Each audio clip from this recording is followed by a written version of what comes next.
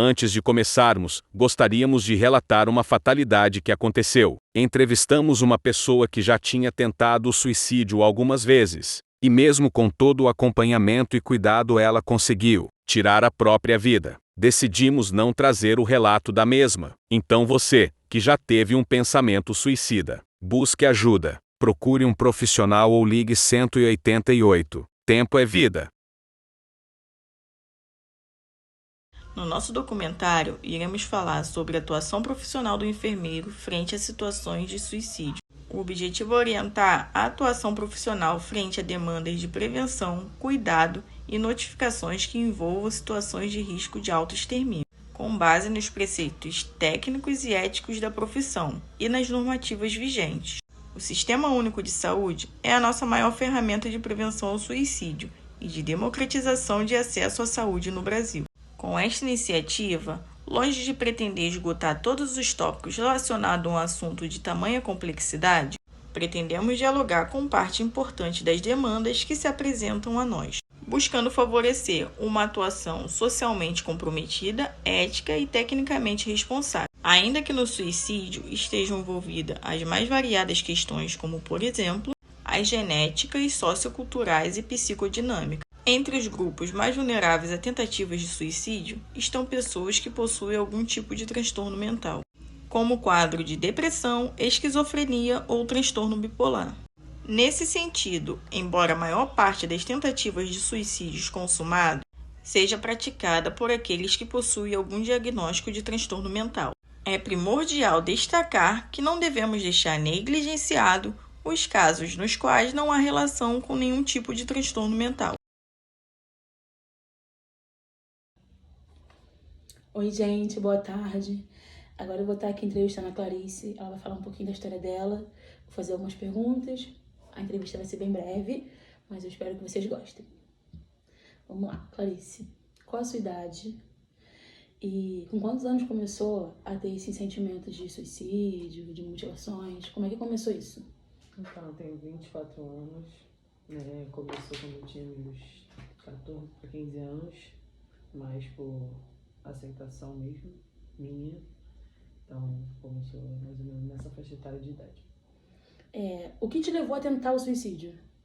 A minha aceitação, totalmente. Foi o maior gatilho? O maior, com certeza. O mais difícil para mim, na verdade. Foi o mais difícil. Quando isso aconteceu, como foi o seu atendimento no hospital? Eles fizeram algum descaso? Te atenderam bem? Então, no primeiro caso, nessa faixa etária de idade, eu não tinha muito acesso ao hospital, eu literalmente só ficava por casa mesmo, mas teve uma única vez que teve esse ferimento maior, onde eles fizeram meio que descaso por conta de, assim, saber que você se porta, que aí você já diz que você já conta como uma pessoa depressiva e tudo mais, eles fazem meio que por questão Já de quer se matar, então dane-se. vamos deixar ali, né? Depois que eles te atenderam, eles te indicaram algum tratamento, um psicólogo, um psiquiatra, alguma coisa desse tipo? Não. Só falaram da minha pele, tipo assim, porque ela é muito dura. Ele falou assim, essa pele meio dura já, né? Tipo assim, portanto que é horrível, é feia, né? Foi, tipo, literalmente descaso. Eles não indicaram nada, só falaram, tipo, evita fazer, você tem que se cuidar e tal, ponto. Não tiveram nenhum... Não. Depois daquilo, não te indicaram nada? Não. E como você lida com isso hoje em dia?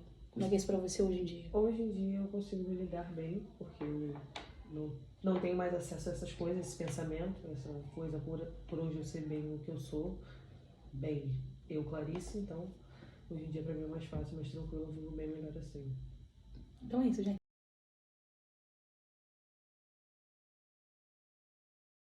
Artigo 39. Participar da orientação sobre benefícios, riscos e consequências decorrentes de exames e, de outros procedimentos, na condição de membro da equipe de saúde.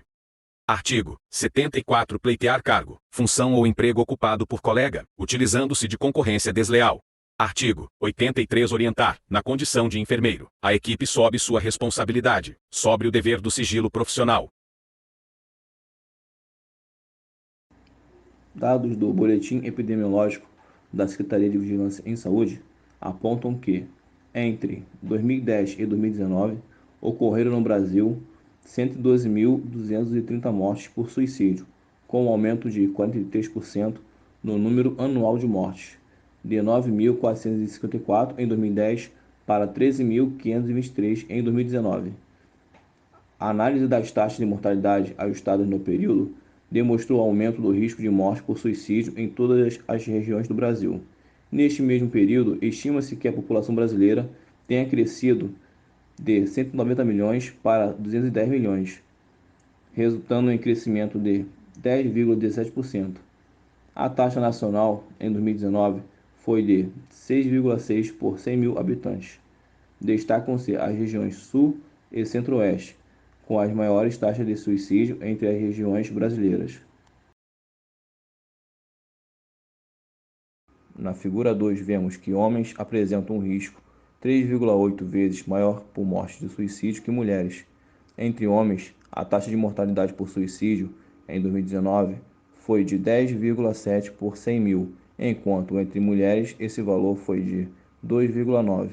Ao analisar a evolução da mortalidade por suicídio, segundo sexo, observou-se aumento das taxas para ambos os sexos, com manutenção da razão de taxas entre os sexos no período.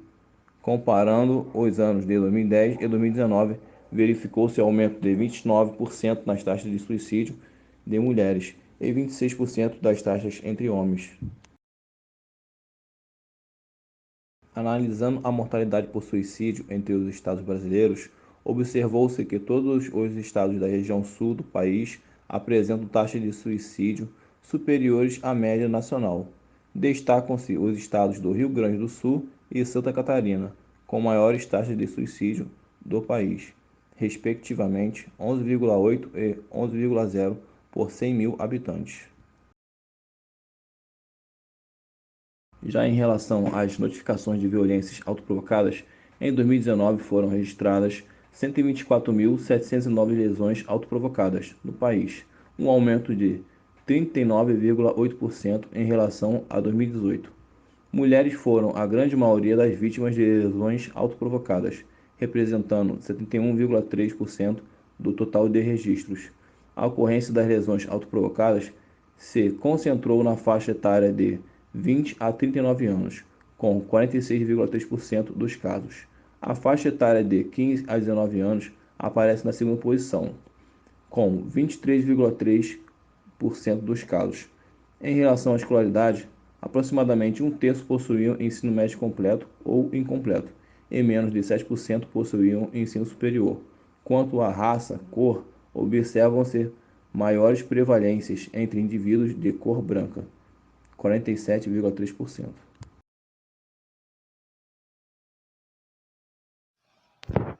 Oi, meu nome é Jéssica, estou com a enfermeira Clarice.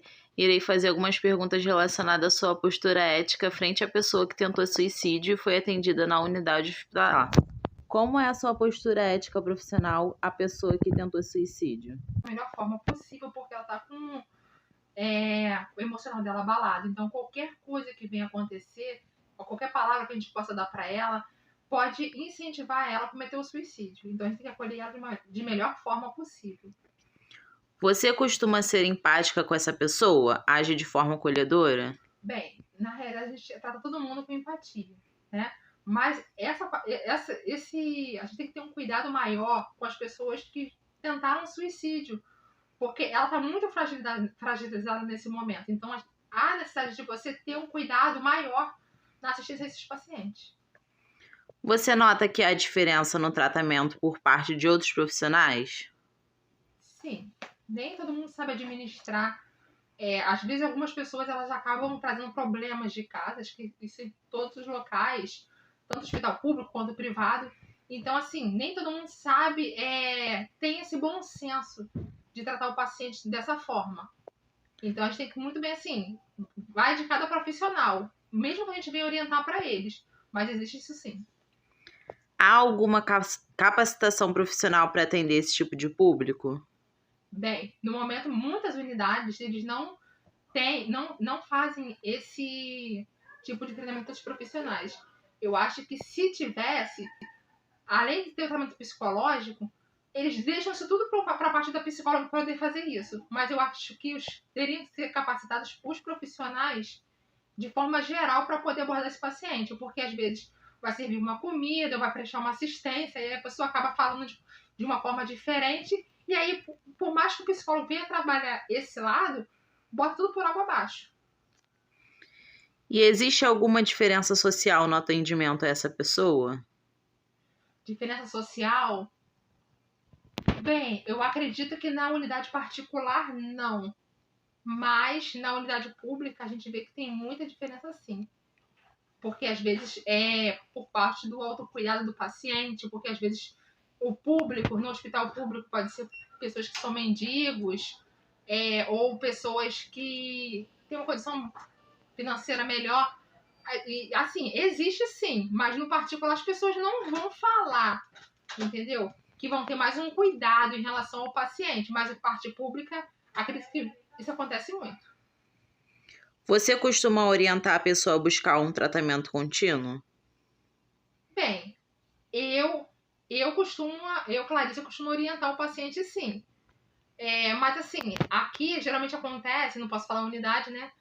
O psicólogo ele costuma orientar, mas a gente sempre tem que saber se realmente ele está fazendo um acompanhamento legal, se ele está fazendo realmente indo nas consultas, mas a gente, entendeu? Que vão ter mais um cuidado em relação ao paciente, mas a parte pública, acredito que isso acontece muito. Você costuma orientar a pessoa a buscar um tratamento contínuo? Bem, Clarice, eu costumo orientar o paciente sim. Mas assim, aqui geralmente acontece, não posso falar unidade, né? O psicólogo ele costuma orientar, mas a gente sempre tem que saber se realmente ele está fazendo um acompanhamento legal, se ele está fazendo realmente indo nas consultas, mas a gente orienta o paciente, mas aí vai depender muito do familiar estar junto com ele para poder dar esse empurrão, porque nesse momento o paciente, ele mesmo, ele não consegue se cuidar, né? Ele depende das outras pessoas para poder dar assistência para ele. Após a sua abordagem, você consegue obter um feedback positivo para continuar mantendo essa postura?